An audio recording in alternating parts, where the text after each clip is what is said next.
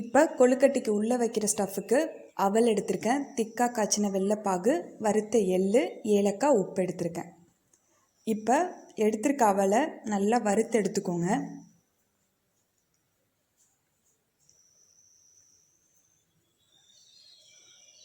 நல்லா வறுத்ததுக்கப்புறம் திக்கான வெள்ளைப்பாகு இன்றைக்கி நான் சேர்த்துருக்கேன். ஏன்னா உள்ளே வைக்கிற ஸ்டஃப் வந்து கொஞ்சம் க்ரன்ச்சியாக இருந்தால் எப்படி இருக்கும் அப்படிங்கிற ஒரு ஐடியா தான். நீங்கள் வேணும்னா கொஞ்சம் இலகலாக காய்ச்சி சேர்த்துக்கிட்டிங்கன்னா கொஞ்சம் செமி சாலிடாக இருக்கும்ல. நெக்ஸ்ட்டு வறுத்தெடுத்த எள்ளு,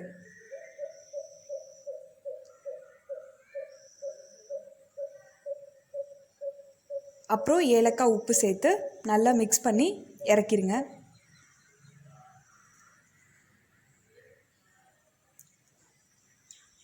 ஸோ இப்போ உள்ளே வைக்கிற ஸ்டஃப் வந்து ரெடி ஆயிடுச்சு. இப்போ கேழ்வரகு மாவு வந்து நான் 100 கிராம் எடுத்திருக்கேன், இடியாப்ப மாவு வந்து 100 கிராம் எடுத்திருக்கேன், நெய், உப்பு. இப்போ எடுத்திருக்க எல்லாத்தையும் மிக்ஸ் பண்ணி வச்சுக்கோங்க. நெய் வேணும்னா கூட கொஞ்சம் லேட்டாக ஆட் பண்ணிக்கலாம். ஸோ இப்போ இது எல்லாத்தையும் ஜென்டலாக மிக்ஸ் பண்ணிவிட்டு நெக்ஸ்ட்டு எந்த கப்பால் நம்ம மாவு எடுத்துருக்கோமோ அதே கப்பால் தான் நம்ம தண்ணி எடுத்துக்கணும். 2 கப் தண்ணி இன்றைக்கி நான் சேர்த்துருக்கேன்.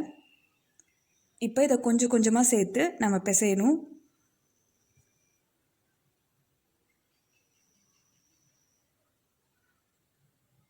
ஸோ தண்ணியெல்லாம் சேர்த்ததுக்கப்புறம் நம்ம கையால் பிசைஞ்சோன்னா இது கரெக்டாக இருக்கும்.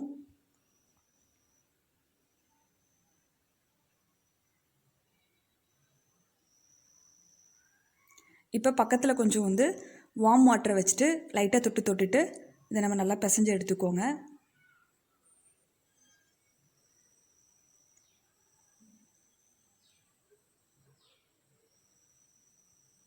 இப்போ வந்து மாவு ரெடி ஆயிடுச்சு, உள்ளே வைக்கிற ஸ்டஃப்பும் ரெடி ஆயிடுச்சு. நெக்ஸ்ட்டு இன்றைக்கி நான் வந்து இந்த ஷேப்பரில் தான் வைக்க போகிறேன். ஃபஸ்ட்டு எண்ணெய்லாம் நல்லா அப்ளை பண்ணிவிட்டு மாவை வந்து உள்ளே வைங்க. லைட்டாக ரொம்ப ப்ரெஸ் பண்ணிடாமல் லைட்டாக அந்த நெக்ஸ்ட்டு உள்ளே வைக்கிற ஸ்டஃப் பண்ணிவிட்டு மேலே இருக்கிற அந்த ஹோலை வந்து நம்ம க்ளோஸ் பண்ணிடணும்.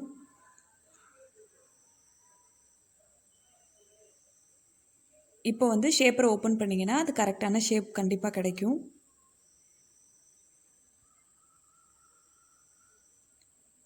இது மாதிரி வந்து எல்லா கொழுக்கட்டையும் பண்ணி எடுத்துக்கோங்க. நான் இது மேலே லைட்டாக முந்திரி பருப்பு மட்டும் லைட்டாக கிரேட் பண்ணி போட்டிருக்கேன். நெக்ஸ்ட்டு இட்லி பானையில் இதை வச்சு வேக வச்சு எடுத்துடலாம். ஒரு 15 நிமிஷம் கரெக்டாக இருக்கும்.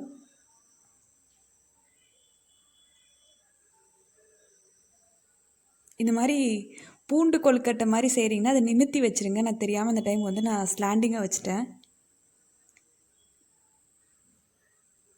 ஸோ இப்போ அதை க்ளோஸ் பண்ணி வச்சுட்டு ஒரு 15 நிமிஷத்துக்கு அப்புறம் ஓப்பன் பண்ணி பாருங்கள். இப்போ எல்லா கொழுக்கட்டையும் நல்லா வெந்துருச்சு. இதை பார்த்து பொறுமையாக எடுங்க.